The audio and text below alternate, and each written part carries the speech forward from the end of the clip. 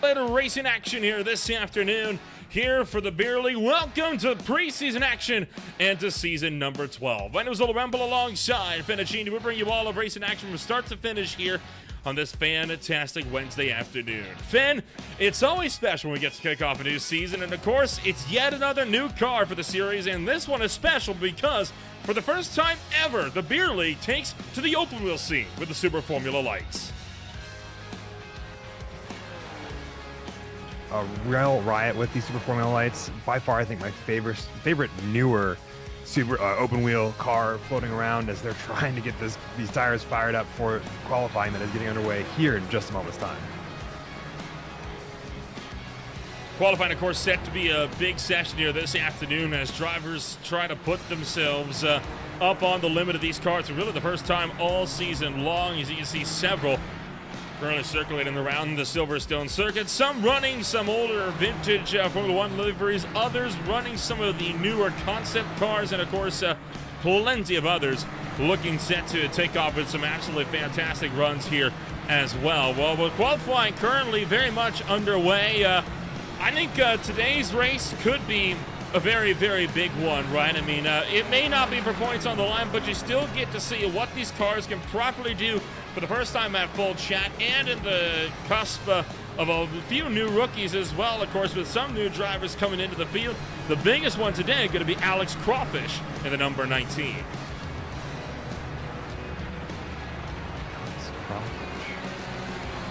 So it's going to be a good fun ride here, I think, this afternoon. Right now, a good chunk of the field set to take to the racetrack, and of course qualifying is very much currently underway. We'll find a driver that's just approaching the end of his qualifying lap, and why not? Let's take a look with Chris Flams. He works his way through Maggots and Beckett's. Love the old Braun GP look from 2009 aboard the 137 entry.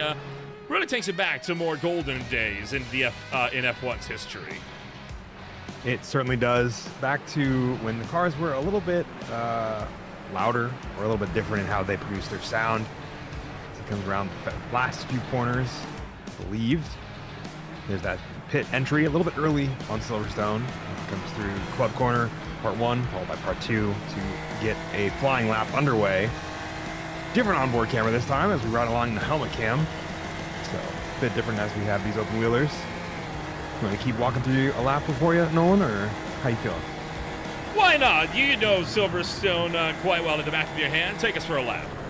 Absolutely. We just got through Abbey and Farm, going into the village, hard on the brakes here. Not as hard as you would be in a GT car, but still big on the brakes, dropping through the gears all the way down to second as it goes through the loop.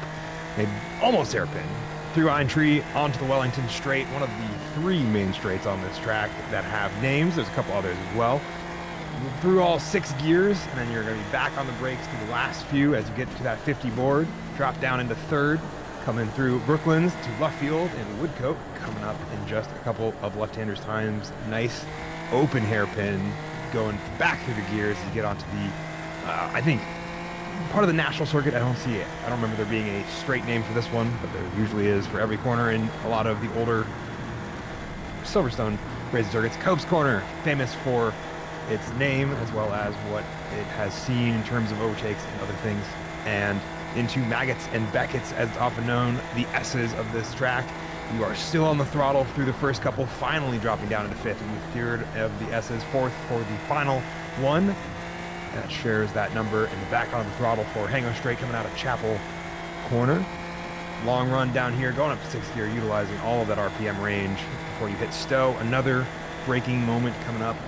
Find that 50 board, just tap the brake a little bit, get it down, get it rotated through Stowe, down to Valet, and back into Club Corner on the chicane here. The pit entry a little bit early here as well. Makes it for an interesting one. Kind of a decline that you get into as you go into the pit lane. Come around Club Corner onto the Hamilton Straight, rounding out that lap, trying to set a time here. Didn't see any off tracks when I was going through all of that, so we'll see where that puts him. Chris Flams on the board. Well, evidently he may have flown too close to the sun as he has not been able to log an official lap at the end of that session. So he's going to be mired a bit further down the field. Whereas other drivers starting to go to the top. Kyle Blevins putting down The fastest lap of the session so far with a 150.240, and over 1 second behind him is Alex King with the driver, the number 16. Long way back. A long way back. Brooks Clayton making up the difference there as he sets that 150.790. I'm guessing, based on what I saw in practice here before we got underway of the stream, that we're going to see some people close that gap and make it a little bit less than a second. Scott Fleming, Chris Bright, Justin Hall, all kind of making that less than a second between drivers. So we'll see that tighten up as well. Axe Cofford usually, or had set a time in practice, pretty close to Kyle Blevins, who I kind of rounded as the main competitor for Kyle and his whole qualifying time, but we'll see where he comes out in the next couple laps. Meanwhile, Justin Brissy fights his way through, not able to get a lap on the boards. Jeremy Castro on his third attempt at a lap. He is still in the opening half of the lap here, though, as the driver of the number 4.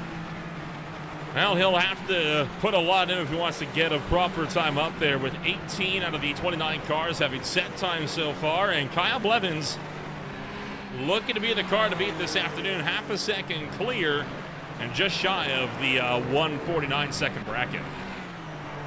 Yeah, we saw a couple of 149s, I believe, in qualifying, but they were high 149s. So we may see them again. Kyle Blevins coming through club corner once more to probably try to improve that lap time. I don't know if he's up on that relative. Looking at a couple other cars while I'm talking about this. He does, but 150.08. Good solid 150.077 for Kyle Blevins. Resets the fastest lap of the race. Justin Brissy working his way through Stowe and on his way down in towards the final chicane. No, through Maggots and Beckett's, and now on the approach to Stowe. Yes. It's been a long day. It's very hot now. It's okay.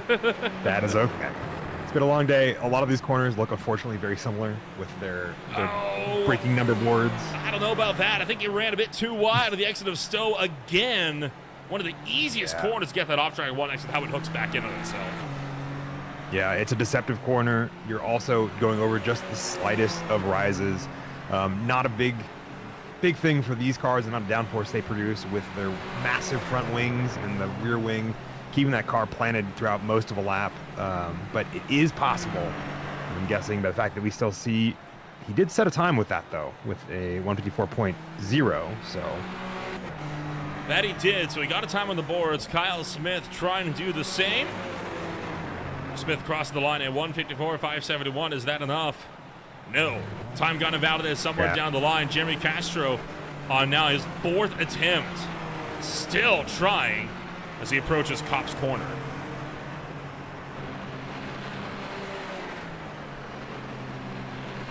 Coming up to Copes, and it's just a little bit of a lift on your first couple of laps. Usually it's pretty much flat. You're just kind of taking it off 100% throttle to like 90 and then just stepping back on it once you got that rotation in. So a great place to really make up time, or as well as keep the momentum going once you nail that corner. Kyle Blevins goes even faster for 149.944. Continuing to improve as he enters the 149 second bracket. Alex Cofford hot on his heels, though. A 150.020. That will put him just under a 1/10 of a second behind him. And started to reel that time in even more. Blake Gambrill right now looking to be up on his current time by a good margin here. Coming around through the final corner. That's going to be a really big improvement for Gambrill. And he's up to 25th. He kept that. I think he had a bit of a wreck avoidance happening earlier in the lap. I saw a few cars spun, so I think that's where he ends up with that 157 instead of further up the order. So still a ways to go if he wants to improve. Sebastian Close able to get a good time on the boards. Goes up to 15th place. Alexander Klenk, one of many that is still yet to put in a lap time here on his session. Not for lack of trying, he is also on attempt number 4. Yeah, I'd say we've seen him have to dodge cars just like that car right in front of him. Greg Beckman having set a time, but just lost that corner coming out of Beckett's. And so Alex Clank had to do just a minor shit evasive action. We'll see how that impacts his lap time. So as Clank works his way through Stowe, he'll drive this thing into the club chicane.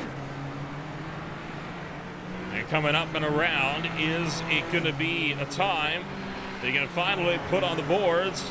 151.299 at the stripe. Is it invalidated? It is. He'll have to try again for attempt number 5. Wonder if it's something early in the lap that he has to just keep going around and try to get that time back to, start turning another lap to finally set one down. Scott Fleming, I believe, up on that time as well. Closest to Alex Crawford and Kyle Blevins. Does not improve with that 150.972. Well, the time goes by quickly when the laps are long here at the Silverstone circuit. Several drivers like Chris Bright still trying to fight for even a modicum of speed. As Bright works under the Johnny Walker Bridge, he'll pull to the inside. Evidently was not on a lap that he was satisfied with. Yeah, was not on a lap he was satisfied with. Car behind him, Jake Kasich on a flyer. So he pulled over, let him by to not compromise Jake Kasich's run for a lap. Kyle Blevins still pushing hard, trying to see if he can't extend that gap and get a bit of insurance. I'm sure that Crawford's 50.02 is making him a little bit nervous up there on provisional pole. So he is gunning it right now, and it's looking to be a good time here as well, Fenn. Eric Ronenberg jumps up to third. He's now within half a second of the top spot. It's going to be close here. The line, Blevins. Nah, he does improve on the lap. Yes. Resets the fastest lap, and that gives him the security that he was looking for. Now, does Crawford have a response?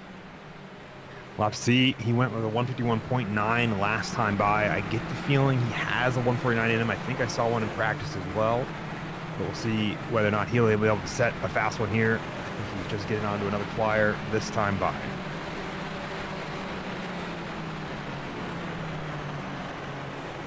So Crawford still trying to fight his way up there. Josh Freed now into the final couple of quarters. Scott Fleming jumps up to third. Retakes the spot from Eric Ronenberg. And Freed also just getting onto a fly-in lap, so he's not going to be able to improve much. What about Jake Kasich? Does he have a response? I also want to point out real quick that Scott Fleming beats Eric Ronenberg out by 1/100th of a second at the moment.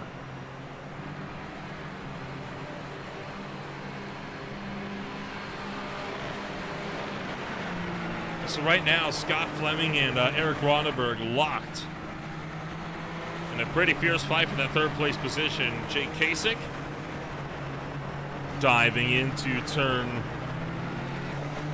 That's club corner part 2. Club chicane, and then up and around to the stripe. Oh, it does improve, but only by a few thousandths of a second. Yeah, he's just been slowly whittling away that time that he has for where he's in P10, just kind of chopping down his gap to Justin Hall right in front of him. So I think it's possible for him to make up that time either in the heat race, or Matthew Dupuis will intersect both of them with a 151.05. And he's been spun himself around. Yeah, got in contact with Justin Brissy. Want to point out, it may only be 23 degrees Celsius on the track surface, right? That's not all that bad, but what is bad, 25 kilometers an hour of wind, 97% of humidity in the air. So borderline at dew point level. It's probably why it looks as foggy as it does on track here for these drivers. Well, those crosswinds, right? These cars weigh less than 1,300 pounds. That crosswind is no joke for cars that are this light. That's going to be really pushing on them. No. That's not making it any easier to challenge for these top laps. No, yeah, definitely something that's both, I think, a hindrance as much as it is a help, depending on what part of the lap they're on, like you said, with how light they are, as well as the downforce and how it gets generated whenever that crosswind blows. It really just kind of pushes that car, and you'll see them fight in a couple of these corners trying to keep that car from spinning on them as the wind wants to help them rotate the car more than they want or less than they want as they get through this lap. Greg Beckman just improved on his time by 1.1 seconds, but unfortunately that was only enough to put him from 22nd to 21st, showing just how spread out the field gets in times to get further down the order. Pretty close, though. I mean, you've got about 6th all the way back to 14th, separated by only about, 6/7 of a second. It's a pretty tight midfield we got here at the moment. Absolutely, and I think we'll see a lot of our battles over the course of this race here is going to be those group fighting each other, as well as Kyle Blevins, Alexander Crawford, and Scott Fleming, I think, may have the pace there to catch up to those two. And I think we'll have fights pretty much throughout the whole field, and I think a good grouping of cars all battling it out for those midfield positions. Josh Freed for Vice Motorsports running the number 3 entry, as he's going to work on getting this field up and working. Mac Verstappen jumping to P6 on the boards, puts himself within a second of the top times. Not a lot of drivers able to improve on their laps here, and I think for most, they're just kind of letting it ride at this point. Oh, Josh Freed caught the sausage curves there, and that's going to settle the car. That's a shame. That was looking to be a good second improvement at least, and well, he's just thrown away not just that lap, but the lap after. He's thrown away his entire qualifying effort. If he was able to improve on that, that could have easily put him into the top 5 the lap he was on there. That's a shame. Certainly, yeah. Top 5 and then a good run to maybe find another couple tenths there in the next time by. But sometimes, especially as you get used to new cars and you have not spent a ton of time in, it is very easy for these cars to do a little bit of oversteer on you, and you have to just try to catch all of it. Also, Mac Verstappen, 4 thousandths behind Chris Bright. Very tight times, I think, within this midfield pack. With Austin Tucker. Kyle Smith will also jump up to 25th place as times come across the line. There is provisional pole sitter Kyle Blevins with under a minute and a half on the boards, trying to see if he can get himself sorted with a good time here. He's only got a couple corners to do it, and with him being looking to be 1.3 seconds out currently, don't think he's going to be making any improvements here. Yeah, I don't think so. I think he's going to be struggling a little bit. These cars, not as much as the Legends 34 Coupes we did last season, as Kyle Blevins takes that car and makes it a quick toaster fire and then has it re-snap back into repair. They do benefit from the draft, not as much as those 34 Legends Coupes, so it could be a matter of a bit of a draft helping him out in a couple of these corners as well. Alex King, one of the last contenders on the racetrack. Now, that could be a big improvement. 4 tenths if the lap's valid. It is. He'll jump to 11th. Yeah, fantastic time for him. Puts him another, fantastic time there. 150.861, which is 3 thousandths behind Todd Madole with that 150.858, I believe that is. And that is going to be the final times that will come in as well here for qualifying. So we're going to get set to take a rundown now and show you how your first sprint race of the the preseason, I guess you could say, is going to line on up here from the Silverstone circuit.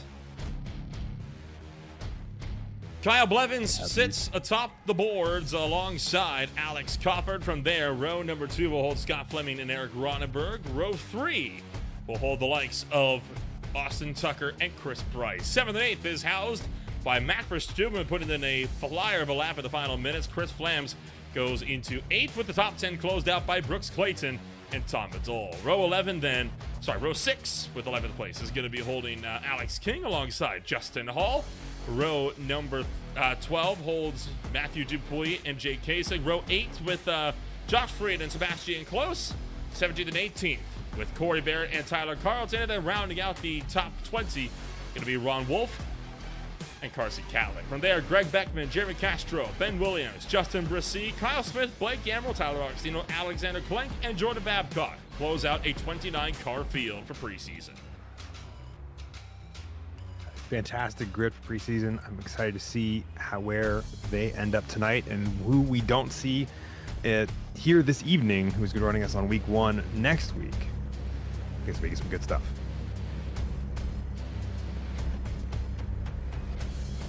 Field lined up all the way down that pit straight and almost around the final corner as well. As you see the two Cadillac machines up on the head of the field and looking to make tracks here early on. Just waiting on a handful of cars to grid, particularly waiting on Madol, waiting on Dupuis, waiting on Kasich. Once those 3 grid up, or in 20 seconds, this field is going to be underway. Fen, anything to keep an eye out for the next 15 minutes? Watch out how these cars get underway as they get ready to go here. It's going to be... Revs are going to build. Green flag drops. We're underway for sprint racing action here at the Silverstone circuit. A great getaway immediately from Crawford. Absolutely mugs Blevins for the lead. Cars fanning out behind. We got one going around in the middle of the field. And Mac Verstappen being sent for a ride, able to gather it up. They're still coming together. We got one car upside down early on. That is Alexander Klenk that has gone over. Yeah, Alexander Klenk gone over. Justin Hall also caught up in that. Mac Verstappen, I believe, as well. Number of cars caught up in early race look at incidents. This caterpillar here, almost like a centipede, and they're still crashing as we come through Vale.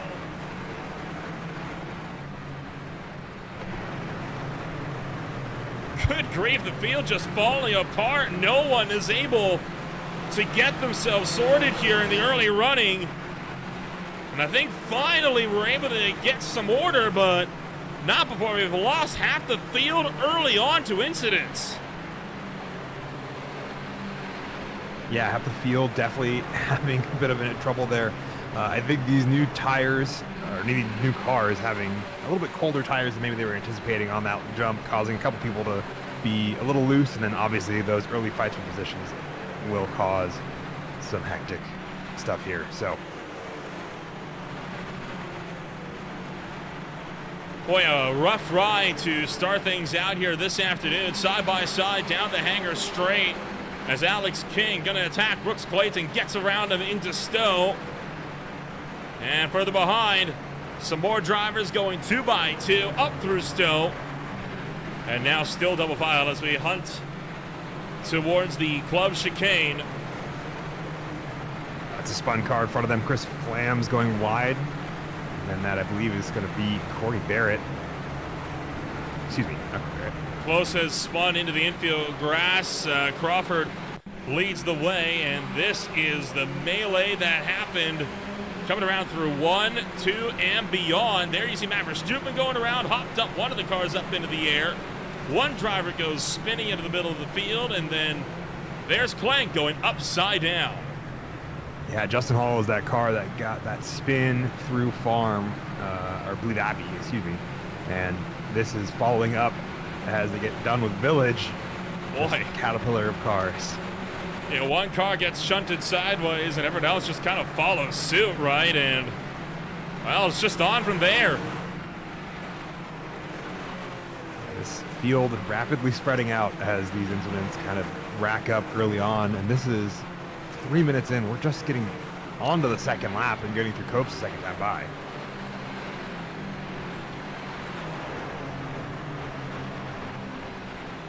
A lot can happen in very short order here at a track this big with cars this light and this quick. Jake Kasich, Blake Gambrill going to exchange a couple of blows as Augustino, Flams, and Ronenberg trying to get themselves sorted as the field hunting through Maggots and Beckett's for the second time this afternoon.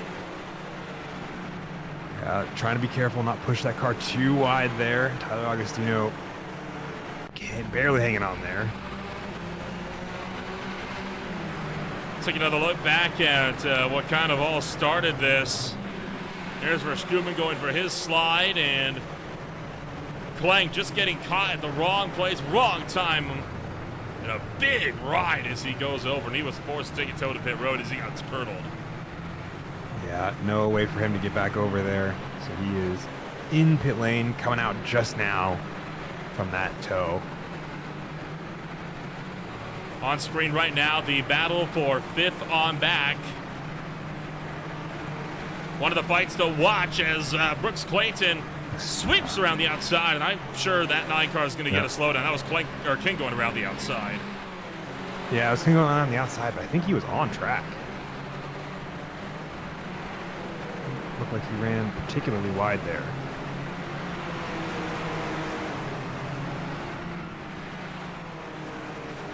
So careening around double file. Clayton's off the road, heads up, rejoins right in front of Chris Bright. Bright able to kind of gather it up. And once again, take off down towards Cop's corner. Up and wide is Dupuis, held out wide by Tomadol in a fierce 4-way battle for 6th. Further up the order, battle for the lead happening as Alex Cofford trades places, or slowdown penalty for sure for Alex Cofford there. Yeah. No doubt in my mind that he got caught out pretty big by it. Jake Kasich off the road, spinning around wide. He's able to rejoin, while Clayton gets mugged by Madole down and through Stowe, and now being hounded by Bright. Dupuis is trying to fend him off. Oh, and around goes Bright. Just a lock of the rears. Lock of the rears, keeps it out of the rear end of Brooks Clayton there. But that car no longer, I think, very happy with him as a result. It's Matthew Dupuis Brooks Clayton, lunges up the inside of Matthew Dupuis. So it has when everybody kind of looks the same in these preseason races and trying to adjust to what new looks are where. Of course, nothing here is going to be permanent either, as team deliveries have yet to be announced for the main season. Justin Hall now attacking Mac Verstappen. Verstappen, of course, spun early on. He started at 6th, then around goes Castro. That's going to open up the door. Yeah. It's going to open up the door for Justin Hall to try to get around Mac Verstappen. We're going to go 3 wide alongside Chris Flams, as they all try to outbreak each other into Brooksfield.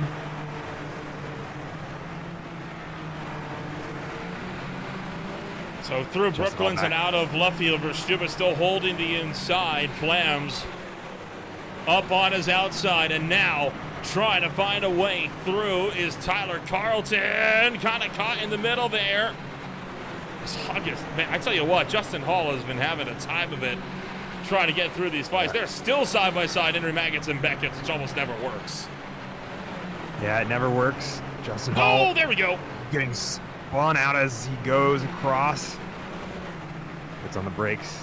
Keeps that car out from re-entering a track again.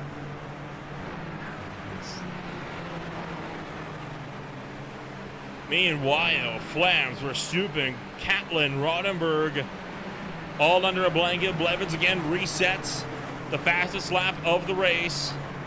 Way out wide goes 1 as Carson Catlin forced to give up time as he rejoined with a slowdown for running 2 wide at the exit of Stowe. Yeah, that one will, much like a couple others, will definitely catch you out if you are not careful about how you take that corner. Jay Kasich trying to come back around. Carson Catlin. Farm into Abbey is always such a good pair of corners. You've got the run to make that lunge, forces that other driver out wide, and really makes them have to work for it through these next couple corners to try to get back at them.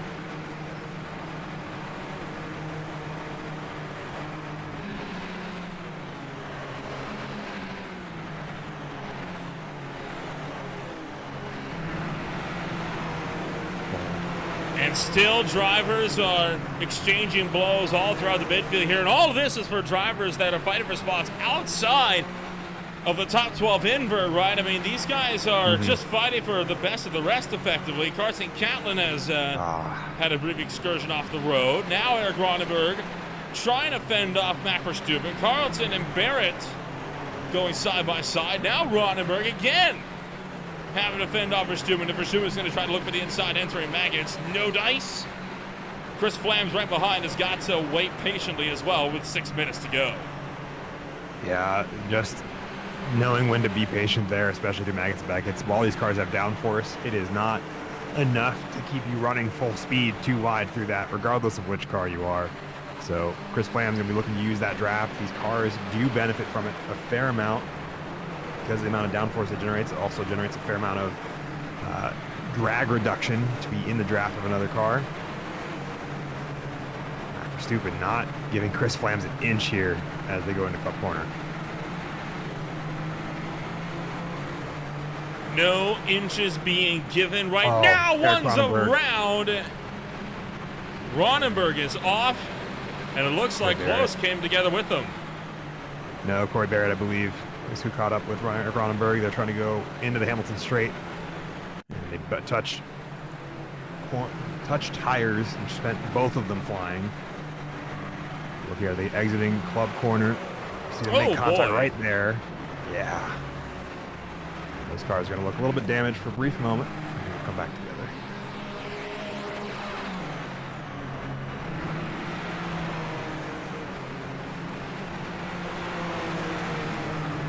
Two by two.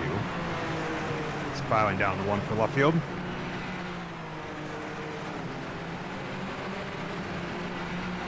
I feel like you have so many options in Formula cars that you don't usually have the ability to make some of the more dangerous moves, but with the risk reward system, we saw the other end of that double-edged sword. Jay Kasich looking to get around Max Verstappen. Max Verstappen flung out really wide, trying to keep room there.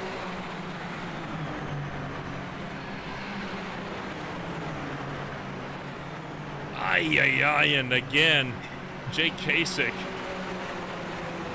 kind of getting a little bit close to the gearbox of Verstappen as well, as Verstappen trying to chase down Tyler Carlton. 4 minutes to go, estimated about 2 to 3 laps on the boards, looking for 3, and chop into the nose there for Jake Kasich. Yeah, had to slow down to not end up running into one of the two cars there. Max Verstappen has the inside line, turns into the outside line. That jump over the crossing curb for both of them makes that a pass done by Jake Kasich for all those positions. Tyler Agostino trying to see if he can capitalize on those sausage curb hits. Much more impactful, I feel like, on these machines. This is a fantastic fight that we're getting here for even just the 13th place on the racetrack. Yeah, absolutely. I'd also like to point out Scott Fleming trying to hunt down Austin Tucker.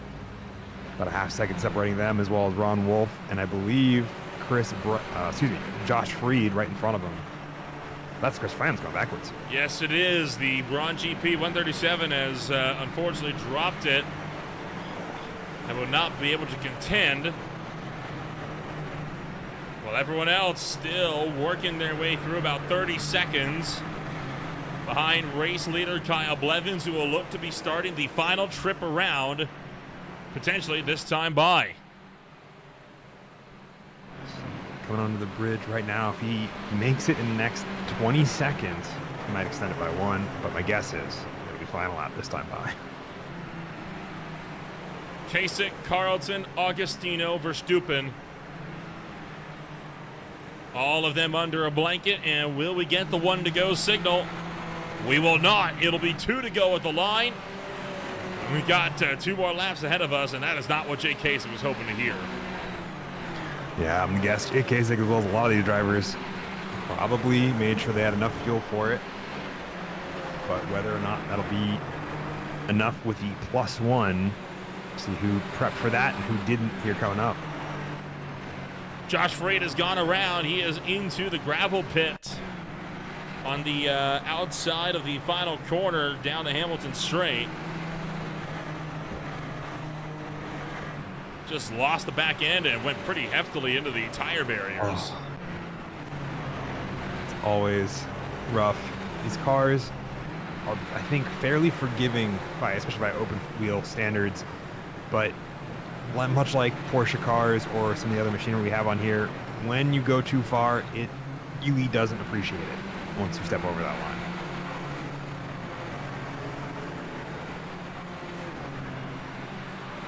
So about a lap and a half to go for the race leader.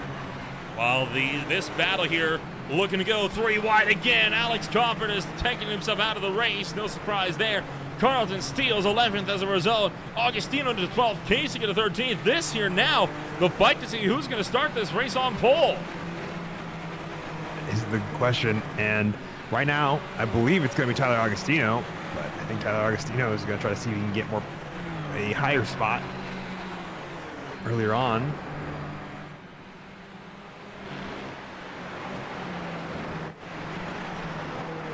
Austin Tucker fends off Scott Fleming for number 2. I'm willing to bet we're going to be seeing a curb launch from that number 19, in all honesty. That would be my guess towards the end of this. Carson Catlin having a bit of an off. He'll rejoin the racetrack at the exit of Cops. While Carlton, Agostino, Kasich, Verstappen still under a constant blanket, with Agostino right now holding a position that would transfer over to pole position. Yeah, I think Jake Kasich is trying to see if he can grab it, though. Had a look coming into the club corner. And Stowe just before it. We'll see whether or not that translates into Jake Kasich making a final mad dash for that position on the final lap. Meanwhile, there is Kyle Blevins, your race leader, working around through Brooklands and Luffield, Woodco, and now back around to the back straight, which doubles as the pit straight for the national layout. And what used to be the actual start-finish stretch until, I think, 2010 was the last time that got used. Tyler Carlton is off the road. Yes, he is. Unfortunate spin there, over-rotated that car. We've seen it a couple times out of Chris Clems and a couple others, but very easy to do, especially in the slow corners where... Oh, he's not the only one. Jake Kasich has had a big moment as well, and he is, in fact, taking himself out of the fight here as well. Oh, yeah. Keeps it out of the wall, though. Meanwhile, Kyle Blevins works into the final corner. And Kyle Blevins going to take home the sprint race win here this afternoon. And surprisingly enough, Alex Crawford actually going to finish the race. Well, it is preseason. And he was black flagged, if I'm not mistaken. So yes, he was. Ron Wolf, meanwhile, trying to fend off Chris Bright. Bright gets into the left rear, and that's going to send him wide. And Ron Wolf hangs on for number 8. That they do. Last 12, a little bit simpler now. Tyler Agostino not under threat from either of the two people he was trying to fight. He'll take home that transfer spot alongside Mac Verstappen for the front row of the feature. Oh. And, of course, the usual post-sprint race festivities. Yep. That everyone loves to see. Oh. How many cars we can pile up into the corner in the gravel? Oh. The answer is enough. I'll also say the damage model of these cars makes this look so much more horrific this season. And there wasn't much to the damage model for the Legends 34s, was there? Everything kind of just was as it was. It's kind of what happens when you only have a few door panels on your car at a time. Yeah, there's not much to those cars, therefore not much to come off those cars. So, well, with all of that said and done, take a quick rundown of your official post-race results here from the sprint race this afternoon. Blevins with the win, Confident second, Tucker in third, Fleming, King, Badol, Clayton, Wolf, Bright, and Dupuis close out the top 10. The driver who will start this race from pole will be Mac Verstappen as Agostino comes home in 11th. More to come still on Green Flight TV. We'll be back shortly.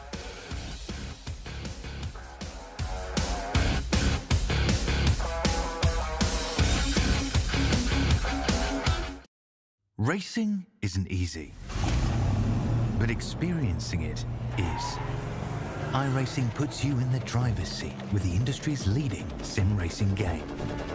Drive on laser scan replicas of the greatest racing circuits from around the world. Go head-to-head against other drivers chosen by skill-based matchmaking to ensure competitive racing at every level. Compete across all your favorite series. In officially licensed cars, engineered to deliver the most accurate driving experience possible.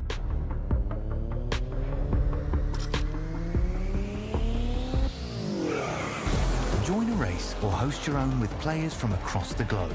Race against the computer or in a league with friends. Feel the thrill behind the wheel. Visit iRacing.com.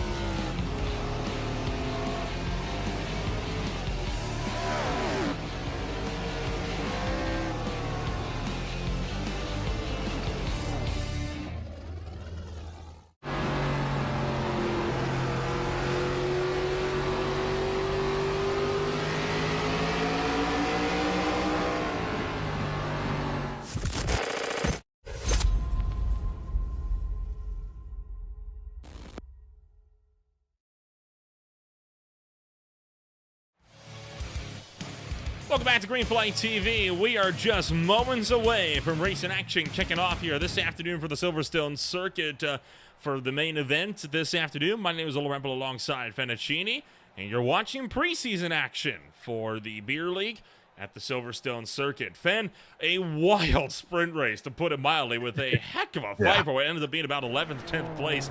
And a whole hour of that coming up. Sign me up. Yeah, I get the feeling we're going to have a bunch more of that, as we saw not too long ago. With these cars, do we have a fuel margin on the Silverstone pre-race, or is it just going to be a sprint the whole time? I'm trying to look real quick and answer my own question. But I think regardless of the fuel strategy, if there is one, I think it's going to be an hour of us watching drivers pass each other, spin out, repass each other, and not a dull moment inside is my guess. Just a few seconds later, and we'll get this race back underway. Of course, it was a pretty good walk-off win for the driver that took the race win this afternoon in that sprint, and would not be surprised if we saw them drive right back to the point and run away with it once again. They might... the only question is going to be, how can they survive turns 1 through 5? Because that proved to be a big trouble spot on the opening lap of the sprint, with one car even going upside down with Alexander Klenk. We'll see if that will indeed be the case here this time around. But the field, going to restack, re-rack, and we're going to go at it all over again. Josh Freed going to be taking it up on pole position after he finished 12th in the sprint. Max Verstappen down in 11th. He'll start in 2nd. From there, Tyler Augustino was in third with Matthew Dupuis in fourth. Fifth place will hold Chris Bright with Ron Wolf back in sixth. Seventh and eighth will hold Brooks Clayton and Tom Adol. Row number 4 going to hold Alex King and Scott Fleming. That rounds up the top 10 for row 5. Row 6 with the likes of Austin Tucker and Kyle Blevins. Row 7 will be holding Chris Flams and Greg Beckman. Row 8 features Justin Hall and Tyler Carlton. Row 9 with Eric Ronneberg and Corey Barrett. And the top 10 closed out by Kyle Smith and Carson Catlin. From there, Ben Williams is in 21st with Justin Brissy in 22nd. 23rd place will hold Sebastian Close with Blake Gambrill in 24th. 25th is going to be Jordan Babcock alongside Jake Kasich with 27th holding Jeremy Castro. 28th with Alexander Clegg, who's upside down. And then it is going to be one Alex Coffer closing out the field at the tail end. To answer my own question, there's 55% max fuel for these drivers tonight, so I'm guessing we'll see at least one pit stop. I'm not sure if it'll be 2. I think 55% makes it a 1-stopper for sure, though.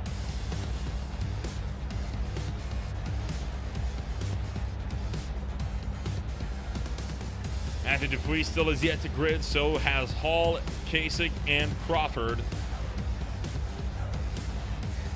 All trying to see who will get that good launch down into turn 1. We saw Kyle Blevins really manage to pile on the pressure early on.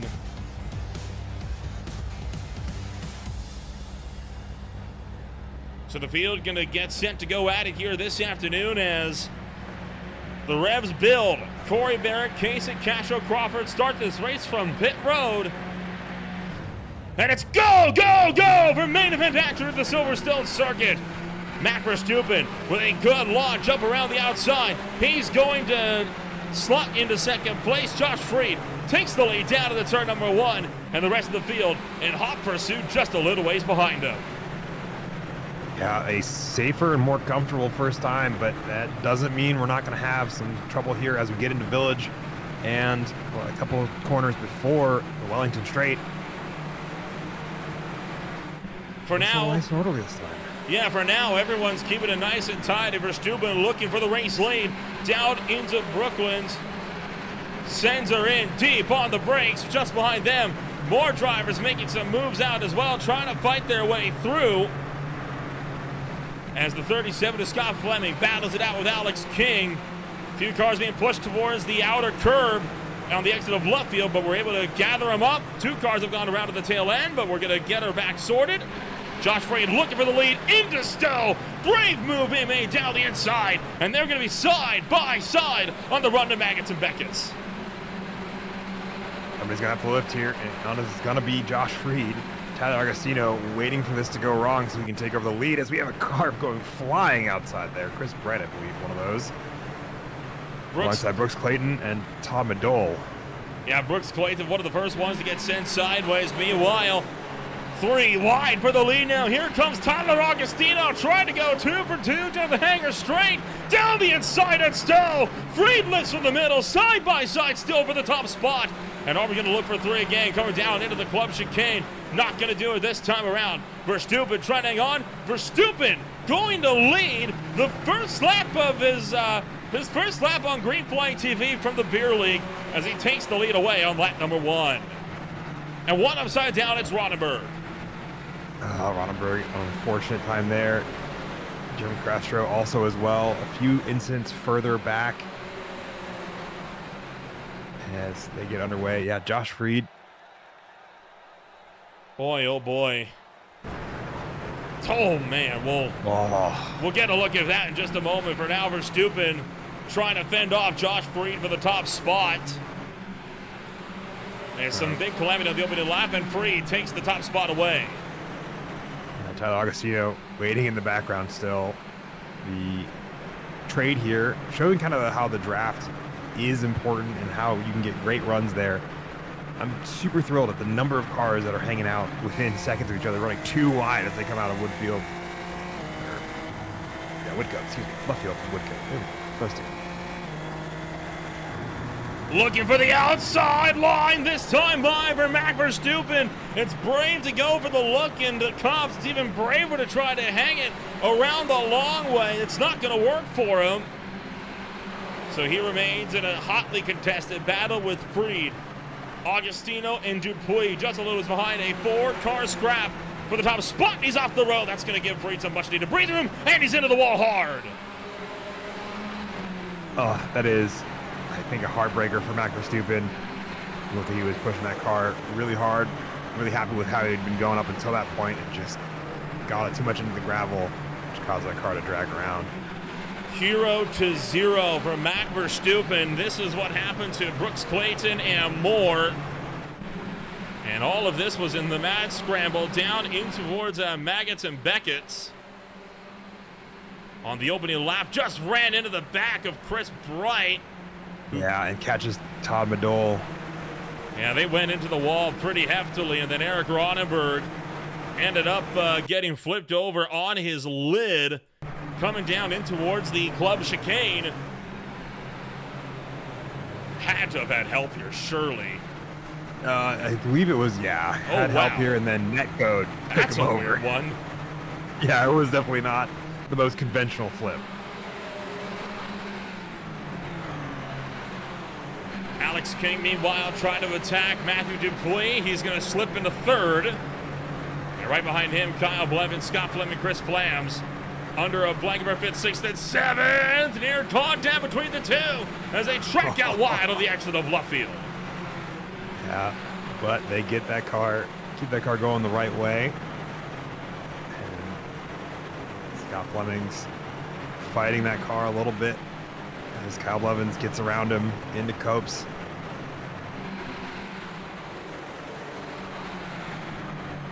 Safety car period is now open, or the Code 69 period is now open, so drivers are going to need to scramble just a little bit more, especially if we do get one of those Code 69s. Now Tyler Agostino trying to go for the lead, and again, 3 wide. Alex King screaming through on the inside to take the lead away from both of them into Stowe. Yeah, Tyler Agostino not wanting to give it up, though, still pushing it too wide into the club chicane. I'm guessing they have some elevated heart rates if we had a monitor on them right now. As they come out of that corner onto the Hamilton straight, Tyler Agostino holding off the lead for the brief moment, but I think Alex King smells blood in the water as you can see him come right underneath that car.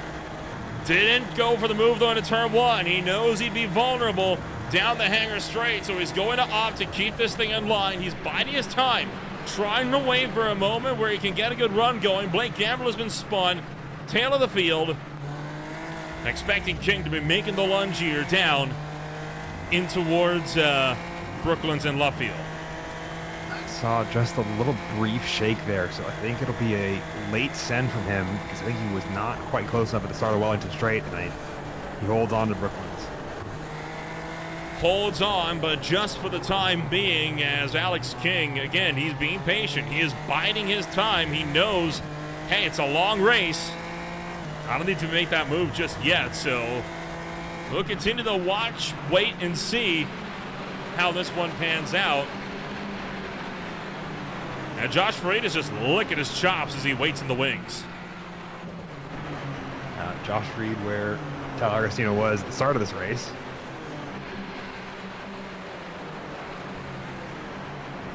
And a scrap for 12th place on the racetrack here between Alexander Clegg and Ben Williams going side by side into Maggots and Beckett's. That's going to be a fight that Clegg's going to win out quite convincingly. Clegg with a good drive, already up 15 spots in just the opening 4 laps. Just the opening 4 laps. Also has the fastest lap of the race by almost a second over the drivers that are up at the front of the field. So plenty of pace for Alex Clegg to get to the top of the order here if he keeps up with it. Meanwhile, Josh Freed is retaking third place. Scott Fleming is retaking third place. Josh Freed trying to chase him down. Look at the top 2 working together with the slipstream to just pull away, while third on back are just scrapping it out amongst themselves. And with Kyle Blevins, in fact, being attacked by Justin Hall through turns 1 and 2. Yeah, I think Kyle Blevins and Justin Hall have been swapping places, which I think is why Kyle Blevins is still down where he is. Scott Fleming at the head of this pack, about 2 seconds behind.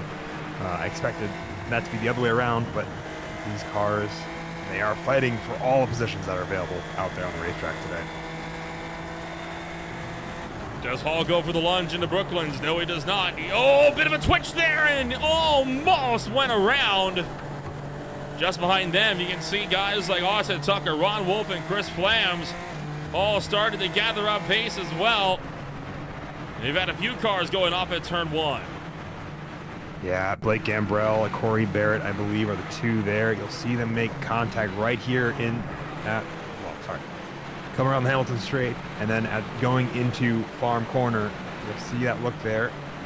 He brakes to get out of, not hit a car, ends up getting caught into that contact by Corey Barrett. Blake Gambrell tried to not hit another car.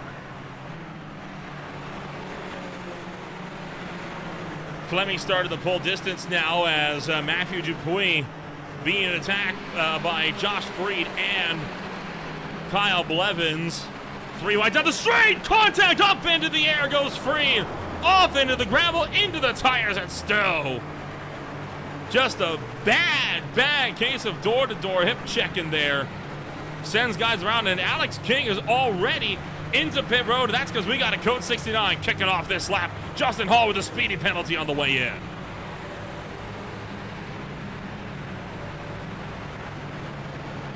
We do have pit limiters on these cars. I think it's going to be a heartbreak for Justin Hall not to have hit it soon enough. So with that code 69, I think that proves that it'll likely be, I think, a 2-stop with another one towards the end of the race.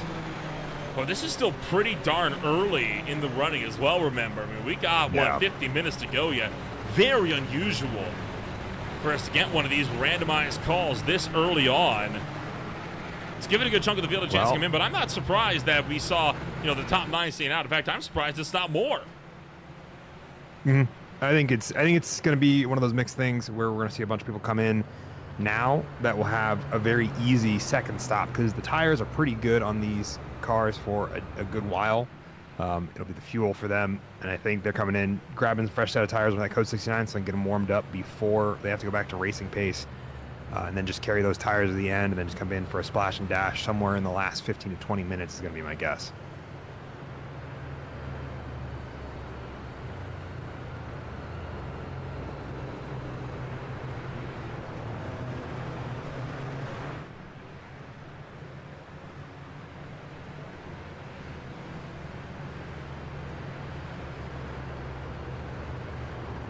So 49 minutes to go in this race. Now this is going to be the interesting part here. The fact that they may not be going double file. What we're used to seeing previously, they would only go single file if we were in like treacherous conditions, like being really wet on the racetrack. Not anymore. The report was that drivers, we may only be going single file due to these cars being open wheelers and the inherent treacherous nature of going double file in open wheel cars is such a tightly put together pack. I hope we do go double file personally, but at the same time, I can see the theory behind it.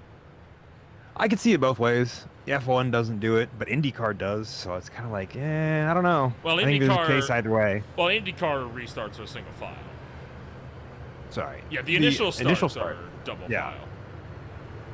And I mean, the Indy 500 is triple. Well, yeah. Well, then when are we doing 3-wide? That's what we should be doing is triple wide. It's 3-wide restarts for all of these drivers. So expected for this Code 69 to come to a close here at the very end. Potentially of the next lap by. I'd be surprised if we had. I'd be surprised if it ended longer than that. But again, right now, a lot of drivers with a lot to be excited about today. It's been a great run for most. New car, new track, new conditions that you can really give this thing the beans on and test it out. And, well, several drivers still have yet to get themselves set for racing action further on in the week as well, right? Double header coming on up tomorrow night. We've had the opening for the OMSRL Gold Series last night. Preseason action today. Season opening action for the Speed Cup Series at the Echo Park Speedway coming on up tomorrow night as well. So lots to be excited about. And you know who else is over at the Echo Park Speedway? The For the Boys Racing League with the old Gen 5 car of tomorrow's. Now, of course, those cars, little broken on iRacing, in a good way, though. 240 miles an hour Daytona was a wild sight to see. Oh, my gosh. I mean, That's how the physics math that? There's no restrictor plates on the cars. Yeah, that's fair. They can just go as fast as... I mean, heck, I'm pretty sure that actually exceeds IndyCar speeds. Yes, I think by about 20 to 30 miles an hour. I've never seen a racer at Daytona where drivers have had to brake coming into the corners to avoid overshooting and running into the wall. If you haven't seen it, highly recommend. It was some of the most entertaining Daytona racing I have seen in my life on this channel. I'll have to go give that a look once we get done here with the Beer League preseason this evening. Because that definitely sounds interesting, even for oval stuff, which is not my forte. But I make exceptions here and there. We all make exceptions for the memes, right? Absolutely.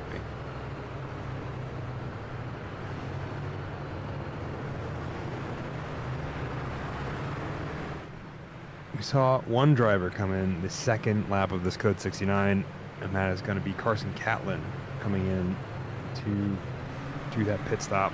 Interesting.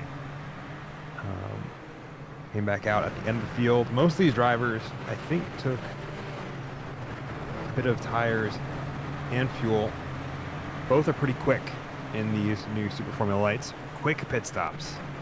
You know, very F1 or Formula car. As we go green flag. Excuse me. Oh, and we've already got problems in the background. One car has, I think, gone over. Green flag came back out quickly, so indeed we do not have any kind of... We will not be having double file restarts this race, but boy, they already crashed and they're still wrecking off of the restarts. Yeah, they are off the restart. Too wide through some of these corners, through Maggots and Beckett's. That's a scary place. Some of these drivers. Take a look back. What the heck happened here? Justin Hall, I think, got into Justin Bresee after he spun. Yeah, you see that impact right there. Jeez. So not quite over, but definitely a couple of hard impacts. And now for the race lead, Kyle Blevins has just attacked Augustino to turn one and has swept through for the lead.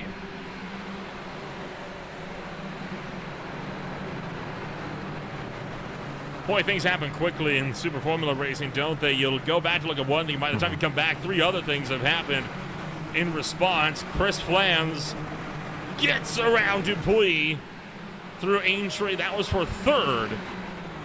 Dupuis quickly trying to fight back down the back straightaway. Yeah, they've not left it up from too wide. You got to Dupuis forcing the issue into Brooklands and left field. Yeah, every time you go to look back at something, I feel like you're going to miss something else. And some of these racing, that's front wing off of Eric Ronenberg. That got reattached real quickly.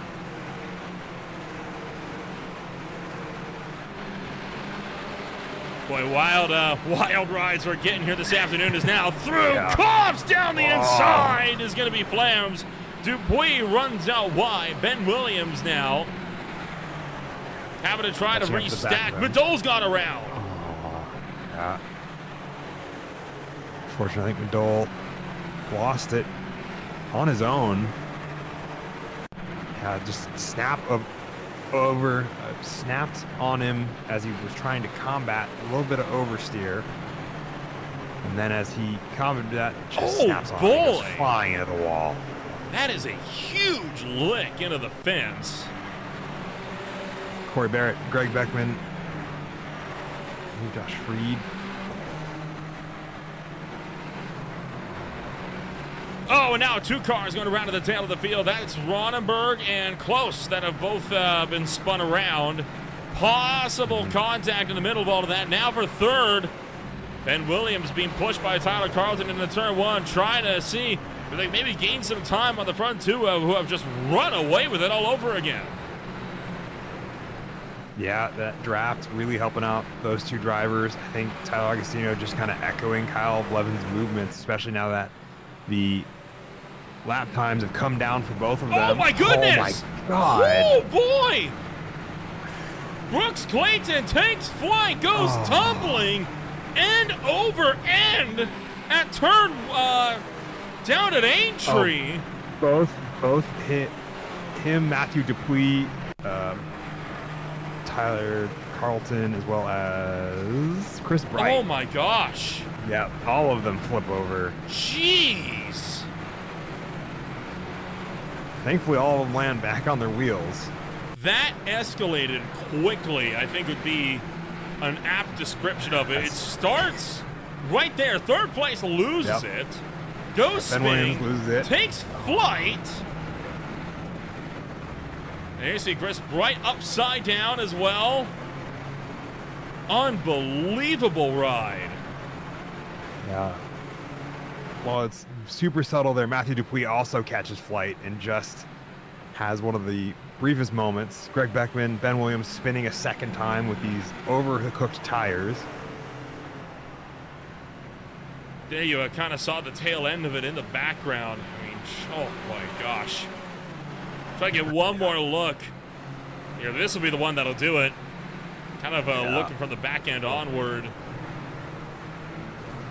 There it is. See Brooks Clayton, Matthew Dupuis do their hops there. Unbelievable. Right shortly after. It's such a tremendous ride. As while we're looking at that, Corey Barrett, Sebastian Close, Dawson Tucker, Carson Cat. Yeah, a couple of cars kind of going off the road there as well. Like you say, Corey Barrett got caught up on the curbing there. And, well, the field just piled in there. Couldn't avoid. No, nowhere to be.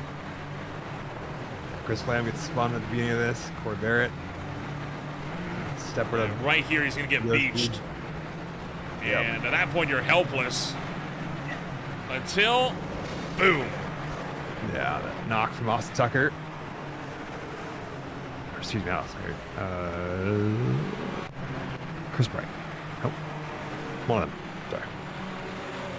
Josh Freed, Ron Wolf, Brooks Clayton, Tom Adol, Alex King. Still embroiled in this 5-car fight.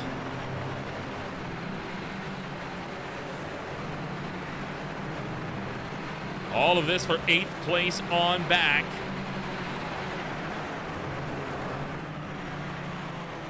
Brooks Clayton kind of kicking the tail end out. He's going to go off the racetrack as a result. Cuts across. That'll be a slowdown. Ron Wolf went off, and I think Clayton just had target fixation. Yeah, I think so. I think it's also one of those things, these cars, without the aero to keep them pinned in the draft, there's a little bit more work you have to do to keep that car going in the right direction, not spread out or track out wide as the car understeers, a little bit less downforce, keeping those tires pushed into the ground.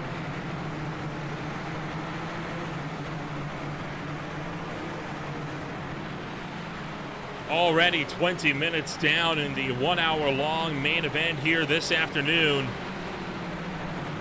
As Freed, Wolf, Madol, all under a blanket.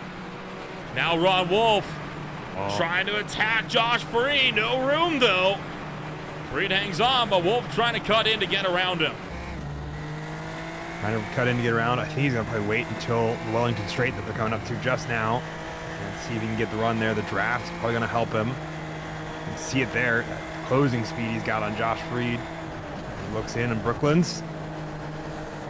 Josh Freed hanging around the outside into left field.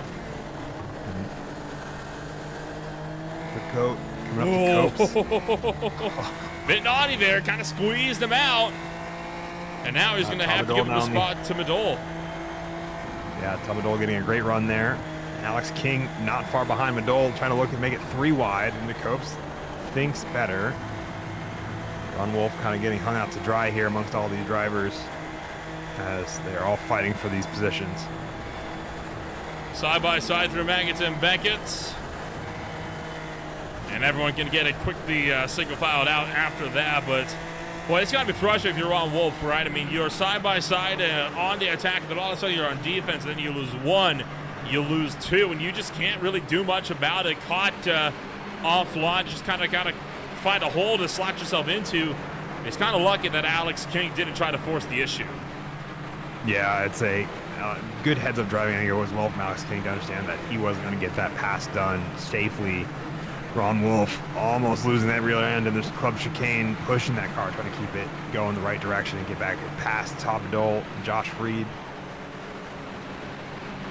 Kyle Blevins setting the fastest lap of the race with a 149.98, kind of building his own gap from Tyler Agostino in second. As they keep pushing it 2-3 wide, coming into Village.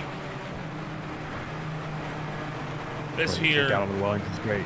Yeah, this is one of the more aggressive dogfights of the afternoon, as Wolf and King trying to go and switch places. Wolf going to look to the inside of King.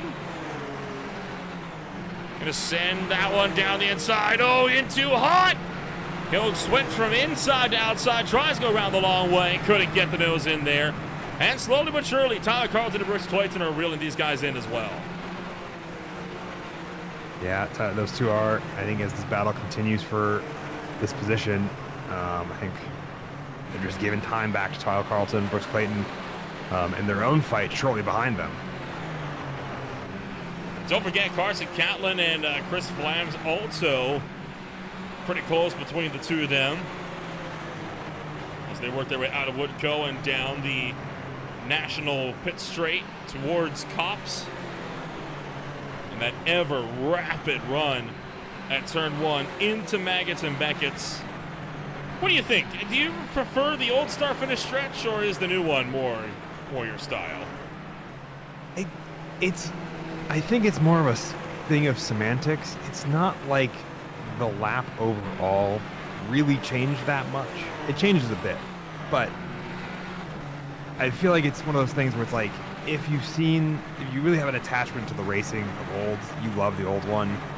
But I think it's really not that different in terms of the actual lap and layout and how, and the racing I feel like is the same.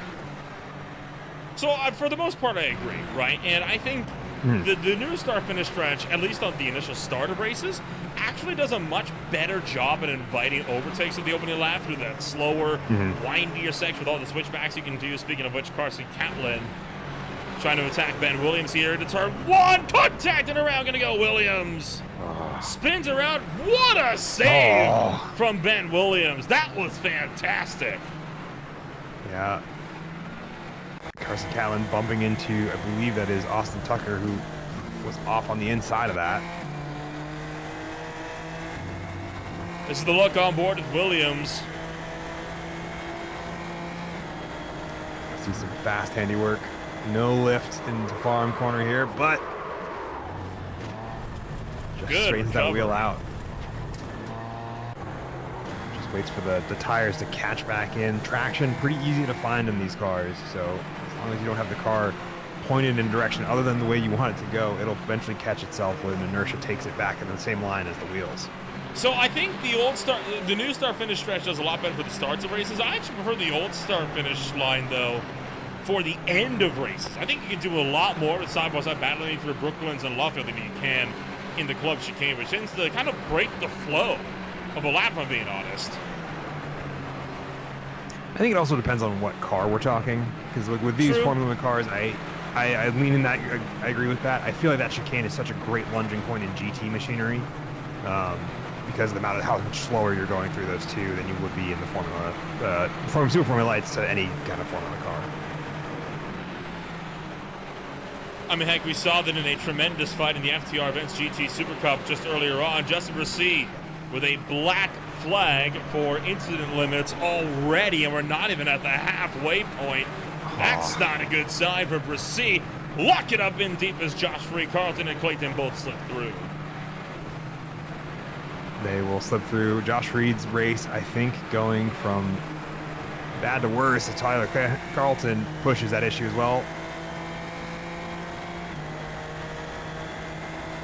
Now, I think Justin Hall's going to be looking to make that pass as all these cars bunch up into Brooklands and Luffield.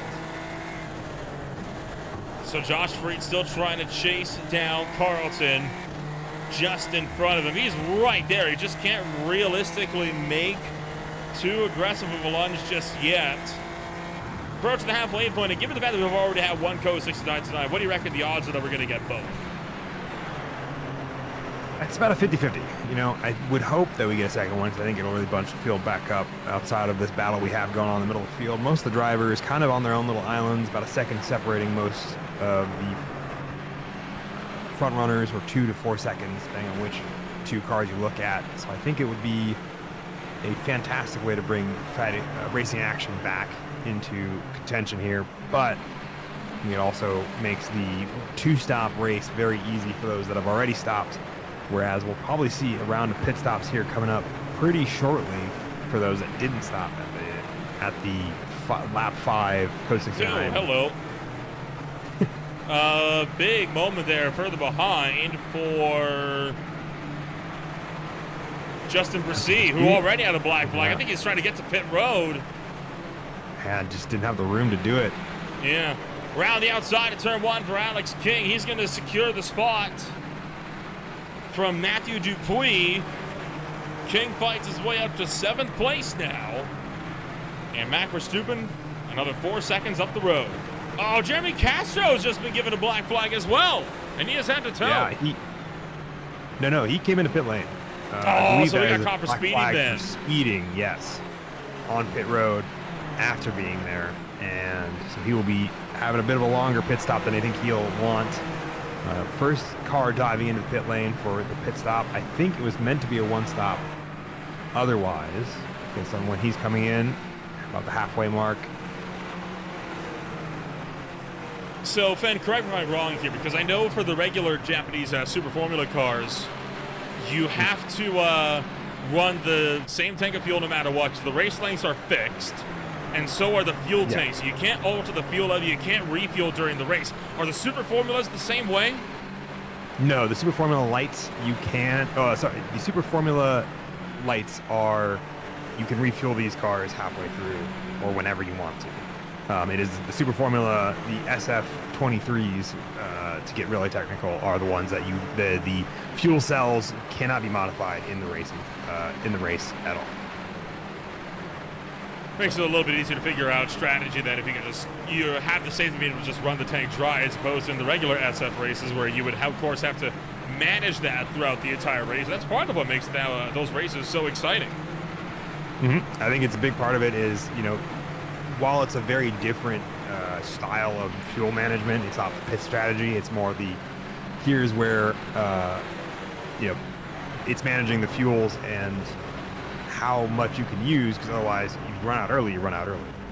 And then you can't make the end of the race. Tyler Carlton comes down to the box, just past the halfway point in this race. Sebastian Close in as well, I believe. You would be correct. He is also down and into the lane. As well as Ben Williams.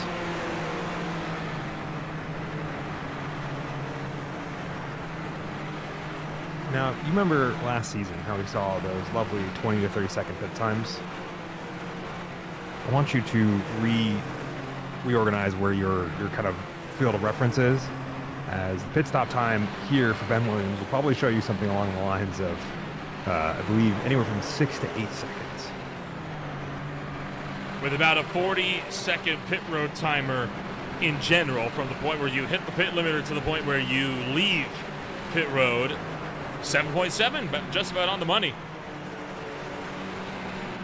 Yeah, I was referencing all the other drivers that had already pit earlier, and they were 5 to 6 seconds for most of those, so I figured a full fuel tank would be... Here comes Eric Ronenberg. Going to bail out from his battle and try to maybe get an undercut to get some distance here. Tyler Agostino also pitting in from number 2. Leaving Clayton now the new second place runner with Kyle Blevins still out in front with having not made a pit stop call yet.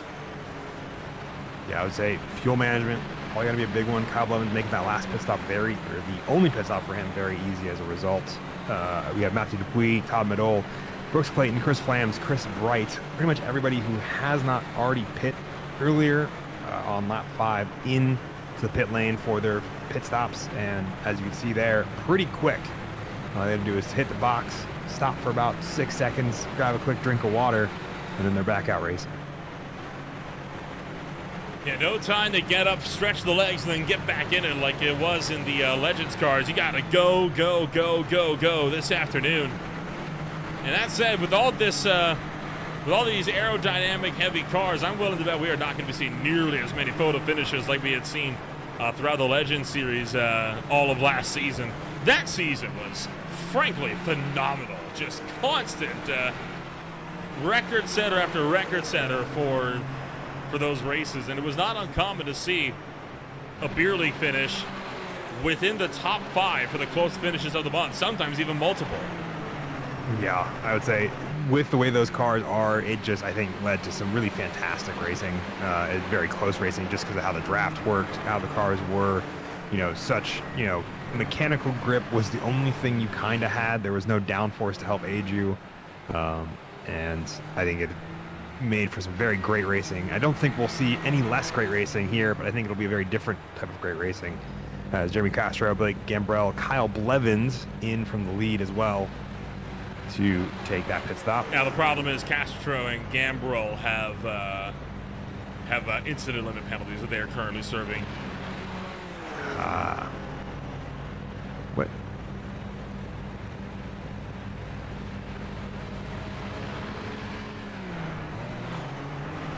I wonder how many didn't do their pit limiter mapping. I'm willing to bet everybody that sped. Yeah, that would be my thought. Justin Hall Blake Gambrell. Justin Hall, Austin Tucker, the next one's in. Still got about 9 or 10 cars that are waiting on to make that mandatory green flag pit stop here. Yeah, we got counting 8 that have not done it yet. Austin Tucker, Justin Hall, I think the first pair of those that stopped during the Code 69.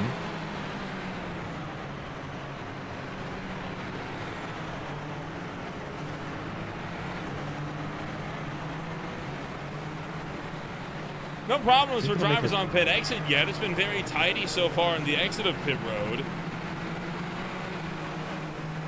So we now see Brooks Clayton and Tom Adol right behind Matthew Dupuis. This is so far the biggest battle cluster on the racetrack, and these are for drivers that all were down to pit road, just 1 lap ago. Yeah, 1 lap ago for them. And I think they all came in from this battle that they are in now. Just, I think, maybe in a couple spots different of where they were when they entered. And now they're all back into this fight as they come on the old start finish stretch into Copes.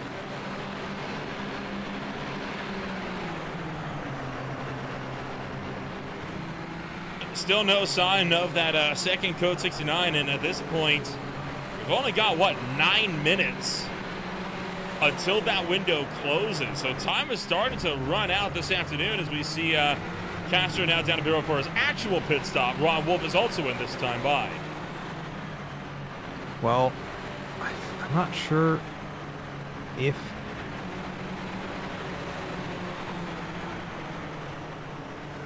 So we're trying to look at the data for Jeremy Castro, because he had a 50-second pit stop earlier.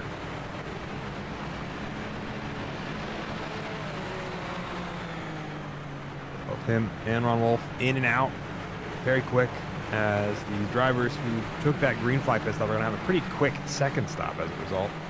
Only 5 seconds in the box for Ron Wolf that time by.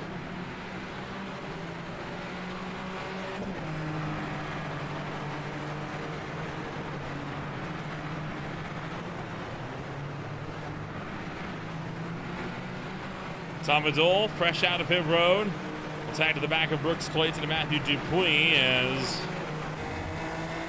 big run here for Clayton. He's going to make that look to the inside of Dupuis and try to secure in Brooklands.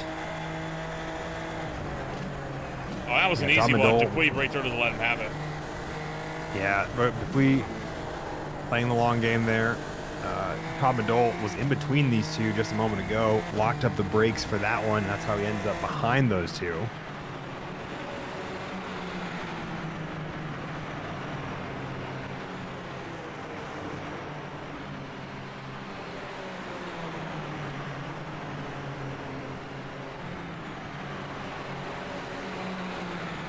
field very spread out at this point. Josh Freed, Alex Klink into the pit lane as well. Alex Klink out of the pit lane.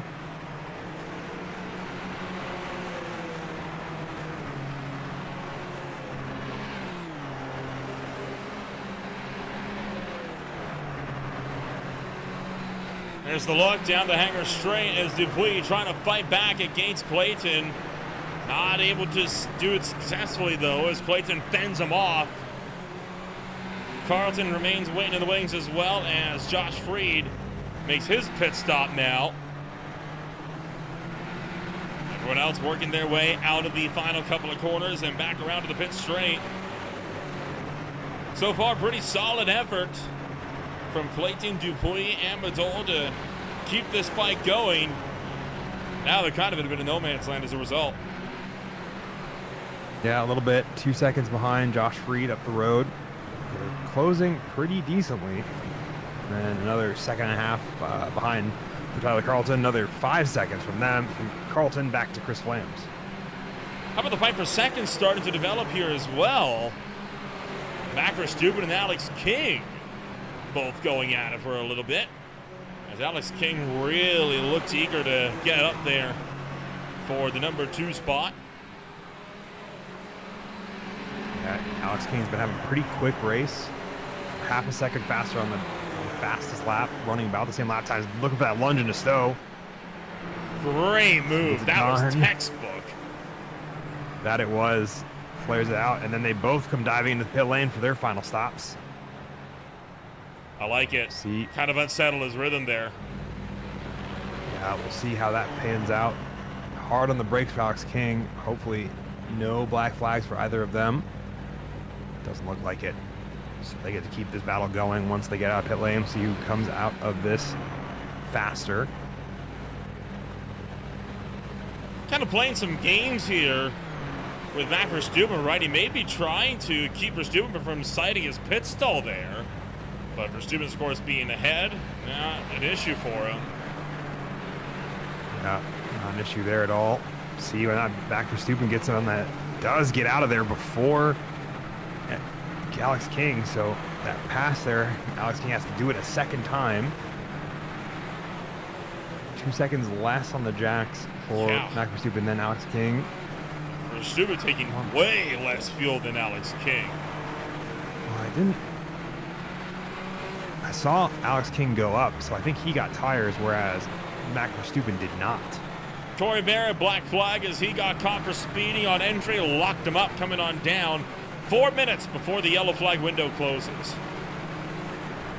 Yeah. While I have my hopes, I don't think we'll see a second safety car tonight. Greg Beckman also in for his second and final stop of those that have come in for that safety car. Scott Fleming still needing to come in. I believe he is the last of those that did not, or that did stop, and he is in for his final pit stop as well. While this field continues to work itself up and around, we'll take a ride on board with Todd Madol as he tries to chase down Josh Freed up the road. You're watching the Beer League from the Silverstone Circuit in preseason action.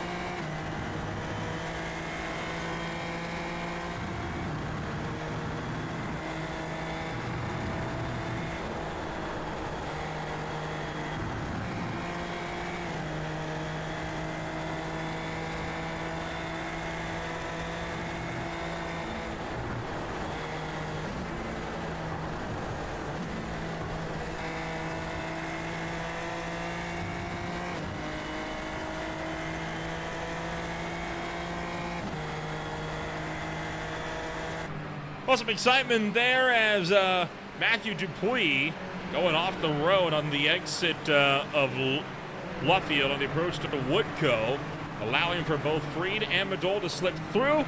And there it is, right at the last second. Code 69, Fen, coming at the end of this lap. Fantastic. This definitely is going to be a great neutralizer. It's going to be, I think, a little frustrating for Kyle Blevins, maybe, because he's had such a great, consistent run and now has to keep that fight going for the lead here. But I think it'll make for a rather fantastic 15 minutes of racing here as we get back underway. It's going to be far less. I'm willing to bet this is going to be, heck, this might be near the 10-minute mark in terms of racing action. Plenty of racing going on between Alex King and Matt Verstappen here as they look to scrap it out amongst themselves for a 6th place here. Well, if anybody needed to come down pit road, they are doing so right now. I can't find anybody on the relative or my timing tower that hasn't already come down for the final pit stop, though. Yeah, it might be one of those cases where, hey, well, that sucks. Wish that had come out sooner, but what are you going to do? Got to kind of just restack, re-rack, and go at it. Now Alex King has got Matt Verstappen right behind him. Kyle Blevins, meanwhile, will exit the final corner, and he'll slow things down for the final time tonight. So still lots to come yet in this race. We'll take a quick step away. Be back with the final few minutes on Green Flag TV.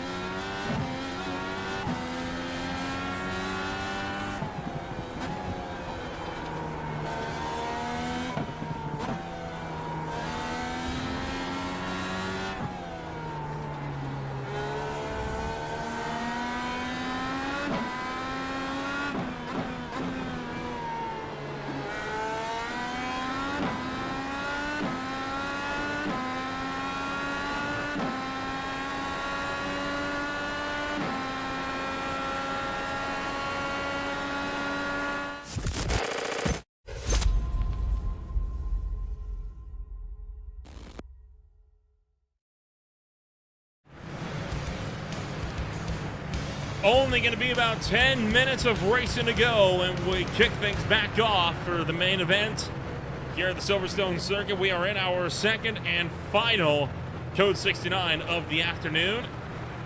Kyle Blevins leads the way. Clink in second. Augustino third. Fleming fourth. Ronberg fifth. King, Wolf, Clayton, Freed, Dupuis close out the top 10. At this point, just waiting on word that we are ready to go at it once again here tonight.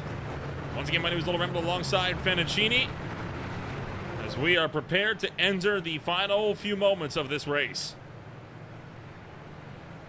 Say that we are, I think, like most of the drivers here, waiting for that green flag signal to get dropped, so that way we can see who makes the late race move for final positions here. Will we see as chaotic of a restart as we saw with the first Code 69, or will it be more like the race start we got at the beginning of this feature race?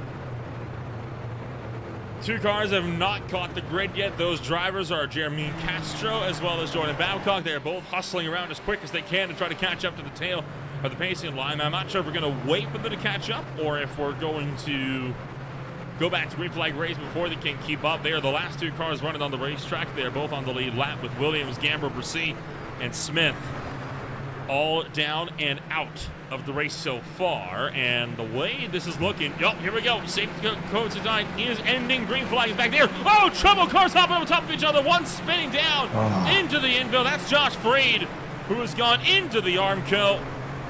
And we're able to gather him up and get back rolling. Yeah, it gets him back rolling. Just, I think, caught the car in front of him napping just a little bit. Alex Clank on the hunt with Kyle Blevins here. Rest of the field flowing, and Matt gets it back at single file.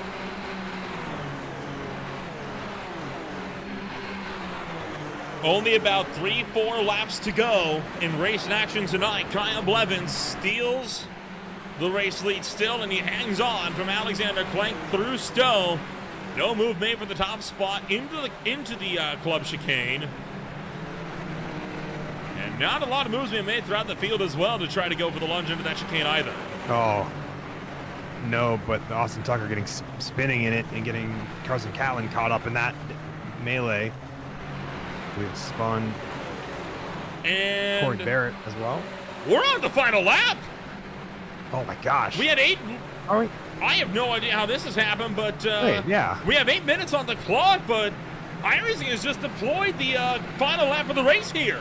So this is if potentially the last lap of the run. Kyle Blevins now leading the way. Clank in second. And we got no idea what the heck is going on here this afternoon as Blevins looking to run away with it now. Trying his best to do so, but Alex Clank not making it easy on him. Tyler Agostino also waiting in the background, trying to see if this is going to go south. Alex Clank still catching some of the draft and getting a pretty good run as a result.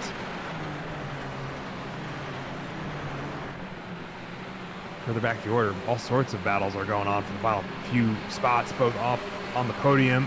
Scott Fleming tries to hunt down Tyler Agostino, but also wants to keep Eric Ronenberg behind him. Through Maggots, through Beckett's, to the hangar straight. Does Clank have an answer down the hangar straight for the final time this afternoon?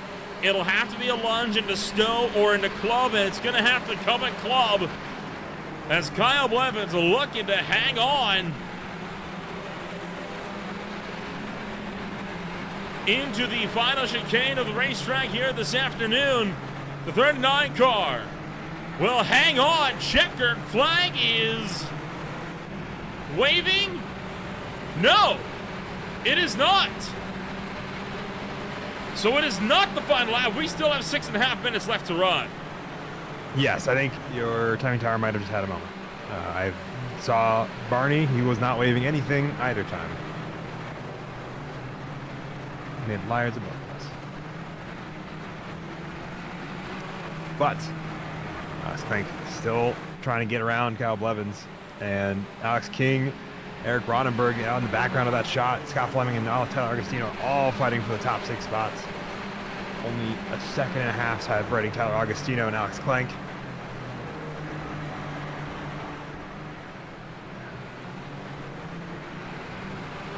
Austin Tucker comes in for the black flag.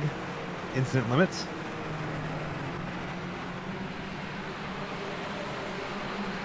Gosh.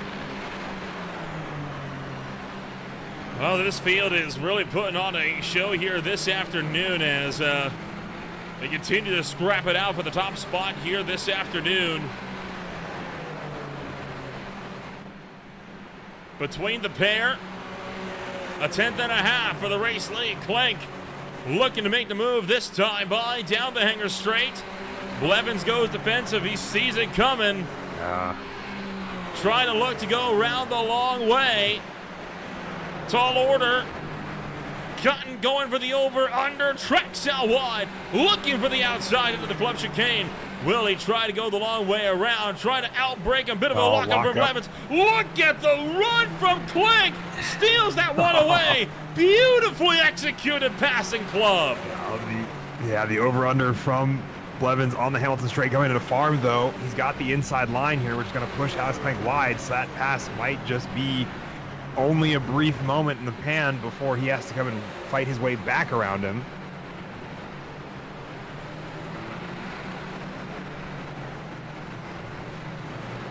It's got to be frustrating to have made the pass and then immediately have it ripped away, but that is, I think, part of the drafting piece of this car. Alex here for Alex. Oh, really trying to go for it, isn't he? As Klenk trying to go down the inside. Brooklyn's not able to get the lunge done. Ronenberg, meanwhile, also trying to fight back as King made that lunge that Klenk was trying to make into the same corner. Yeah, Matthew Dupuis off again at left field. I think that was... No, excuse me. That is Ron Wolf off at left field.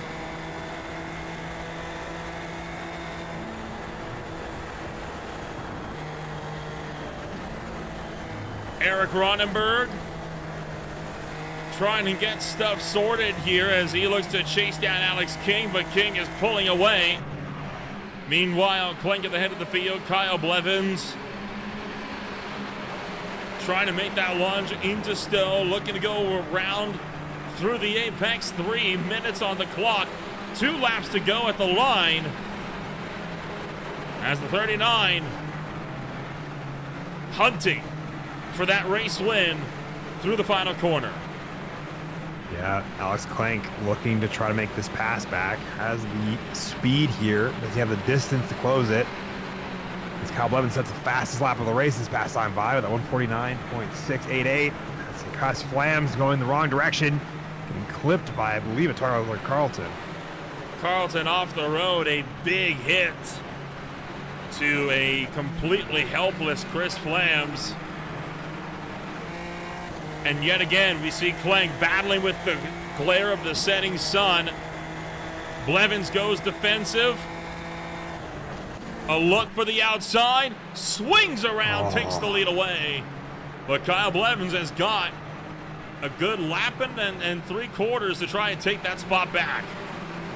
Yeah, I wonder if Blevins is working with a fuel problem, though. Because if he, with how fast Klenk was getting around him, I'm not sure that it's the case, but it definitely looked like Klenk just had a fantastic run there, and that also just shows how much you can push these cars and how much they'll work with you if you work within their bounds. Smashing close to the black flag. It is for the incident limit. We will start the final trip around the Silverstone circuit, this time by Klenk weaving back and forth, trying to break the toe, not wanting to give Blevins anything to work with. But as the final lap is set to kick off, which what will end up being a 30-lap race, the question is, can Klenk hang on? Say, Klenk setting good lap times, about the same pace, a little bit slower than Kyle Blevins behind him, but That gap now over half a second between the two of them. And with Clank second at 149.2, I get the feeling he at least has the gas to get it to the end, but that's a backwards Justin Hall. And Brooks Clayton going off in sympathy. Clock will look to expire this time by, and now it will be the final lap of the race.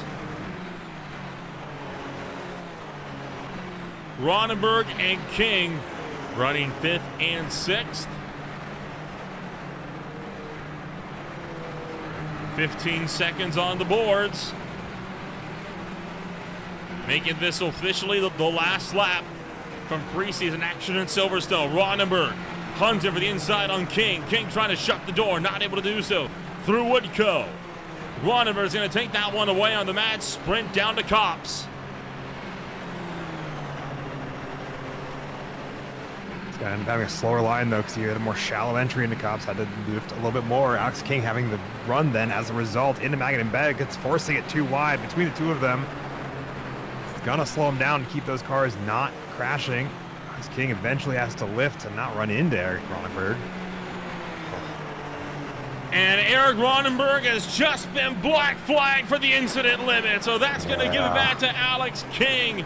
Meanwhile, Clank through the final couple of corners. And it will be in the hands of the 013. Alexander Clank hangs on ahead of Kyle Blevins. He'll win preseason action at Silverstone. He will indeed. Kyle Blevins coming home second, Tyler Gastito in third, Scott Fleming, Alex King round out your top 5. I believe Eric Ronenberg will end up a little ways further down with that in black flag. I believe putting him further down the order, but he technically finishes 6th. Hefty locker for Justin Hall will cost him time to Carson Catlin, but he'll still be able to clinch the final spot inside the top 15. And that will take race in action this afternoon to a close. That it will. All the drivers making their way into the final couple corners.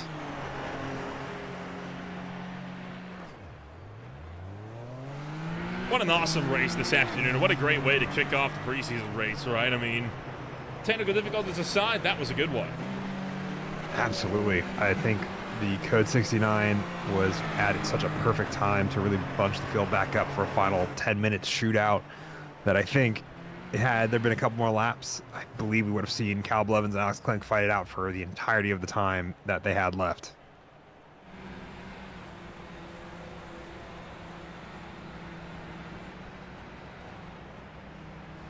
Well, with all that said and done, we'll take a rundown of your official post-race results here this afternoon. It is a stellar outing for Alexander Clank. Fought his way back from the back of the field after he found himself taken out of the sprint race for rolling the car over. He will finish his run up in the lead with Kyle Blevins back in second, Augustino third, Fleming in fourth, King fifth, Ronenberg, Dupuis, Verstappen, Bright, Madole closing out the top 10.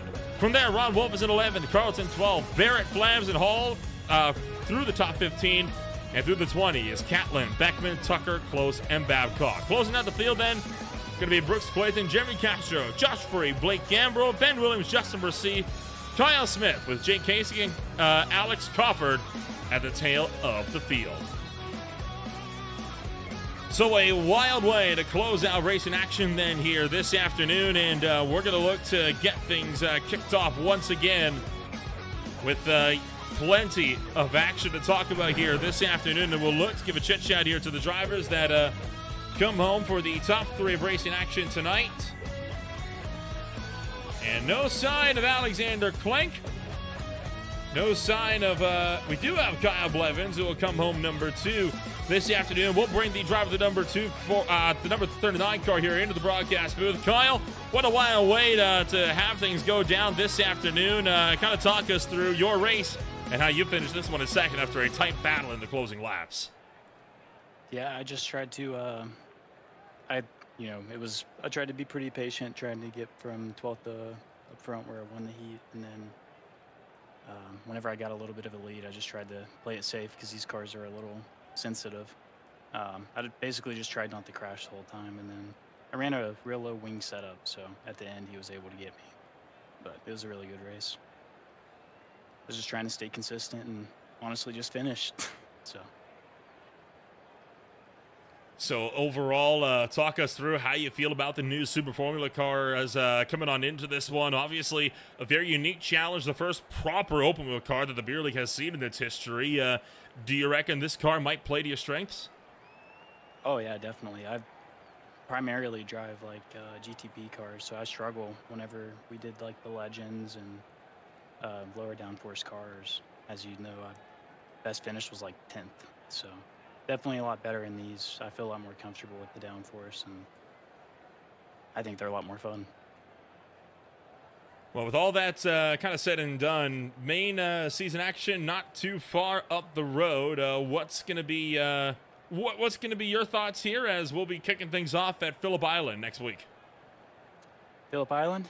Well, we'll see how it goes. I'm gonna miss like 3 or 4 races this season, so I'm not gonna fight for the championship or anything, but I'll try to definitely do well for my team whenever I can.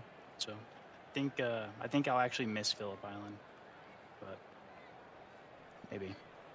Well, we'll look to see you when we go racing whenever we see you next. And congratulations on taking number 2, and we'll see you whenever we see you next. All right, appreciate it. Thank you. Kyle Blevins comes home number 2 this afternoon. We'll bring up Tyler Augustino, the driver that comes home number 3. He is standing by with Fennicini. Hello, Agostino. Welcome back to the broadcasting booth. P3 on the podium. A fantastic run at the end there to keep Scott Fleming behind you, as well as trying to keep up with Kyle Blevins and Alex Klink. Those last few laps after the code 69 came in just before the window closing. How were those for you, as well as the rest of the race?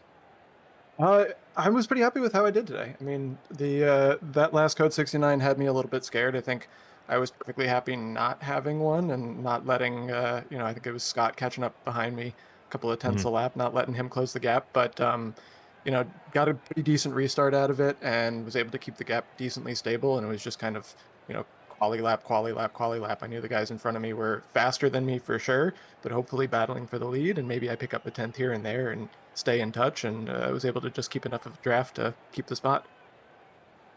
Fantastic stuff. With the new season and the new car, are you liking the Super Formula lights and the first proper open wheeler that we've had here at the beer league? Yeah, I'm enjoying this. I think it's going to be hard for some of the guys that like to start from the back, myself included, to kind of cut through the field. I think they're a little bit crash prone, but in terms of fun to drive, I think this is probably the most fun car to hot lap that we've had in the beer league.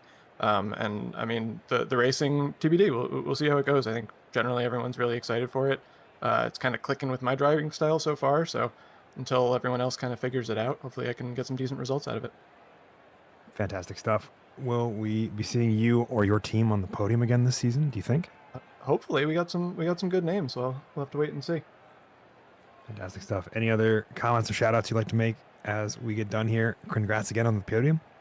No, just thanks to everybody that shows up to this every week. We've been doing this this is our 12th season now. It takes a lot of work to put on, but every week so many people show up, and we got a great broadcast and just a whole great community here. So really appreciate that. Really appreciate everybody watching. Really appreciate you guys. Fantastic stuff. Well, we hope to see you soon back on the podium. If not sooner than that, are you, one final question. Are you excited about Phillip Island? I know it's pretty polarizing in some of the iRacing community. Oh, no, I'm not. I didn't see that. That put a damper on this. Thank you for that. Oh, dear. Yeah, so with that, no. Okay, well, we'll see you next week, maybe, depending on if you use that for a drop week or not. Yeah, I'll be there. I'll run it. Alrighty. It's still a good time. Even on a poor track, it's still a fun time here. Fair enough. Then we will hope to see you back, hopefully, on the podium or maybe in the winner's circle next week when we go to Phillip Island. Matt has Thank you both. Absolutely. That is Tyler Augustino, who came home P3. And well, with that, that's about all the time we're going to be able to have for one afternoon. I'll tell you what, a wild ride that we had here this afternoon. And Phillip Island to kick things off, going to be an interesting show in of itself. And Fen could be just as excited of a night as we had here this afternoon.